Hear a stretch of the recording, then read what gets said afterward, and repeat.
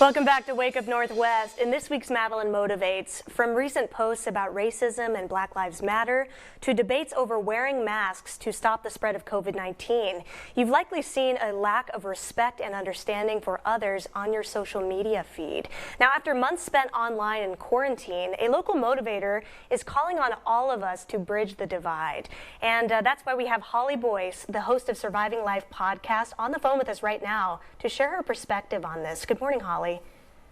Good morning. How are you? I'm good. This is such an important conversation that needs to be had. And I noticed that you recently posted some of your thoughts about this on your Facebook page. And I wanted to ask, based on what you've seen online over the past few weeks, what are some ways that you think we can all be more respectful and understanding on social media?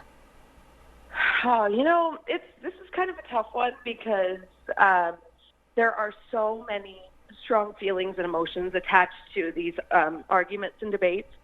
But I guess for me, it's just, I just want to put out there, I want to be what I want to see on Facebook. So if I, do not want to see all these really intense, mean conversations that seem to be happening, then I'm not going to put those things out there or share those things that are,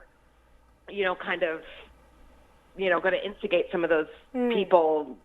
You know what I mean? So basically, if you want to see more positive content, you're suggesting put out positive content yourself. Yes. Okay, and that's great. I think on top of that, I really think that exercising a little bit more empathy and trying to see where people are coming from a little bit more and figure out where they're being motivated from to post those things, and just really putting out what you want to see. Mm-hmm. I know you also advocate for finding a healthy outlet and not being afraid to take a break or hide people on social media. Can you explain what you mean by both of those things?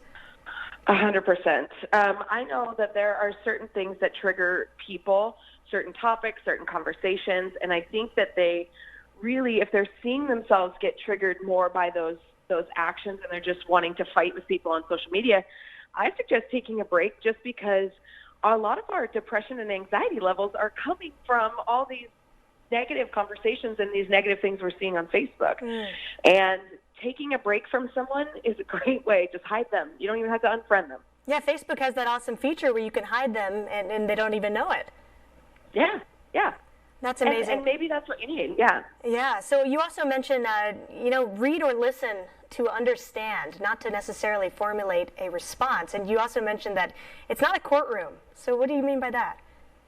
Yeah, I think right now we are really in this space of people reading the comments and just trying to convince other people of the other side of the coin. And I think that if we can just read more with empathy and trying to figure out where they're motivated from and what they might be viewing through their eyes, whatever that side may be, instead of trying to convince somebody to change, let's just, we can still have our opinions and our debates. I just feel like they're much better spent in person when you can actually have conversations and try to understand people. A lot of things and emotion gets lost behind a keyboard. That's so true. Well, Holly, if we can end out real quick, you shared a beautiful quote with me just yesterday. Can you just tell us what you had to say? I just feel like I've lost my quote. No worries, I could read it here. So Holly said that she sent me this. If you take a look at your screen, it says, "We are often way too quick to pass judgment on people and way too slow to look in the mirror and reflect on ourselves." So just keep that in mind as you navigate social media during these trying times. Absolutely. Thank you so much, Holly, for all of your helpful tips and your perspective on this. And hopefully we can see things improve throughout the rest of our quarantine.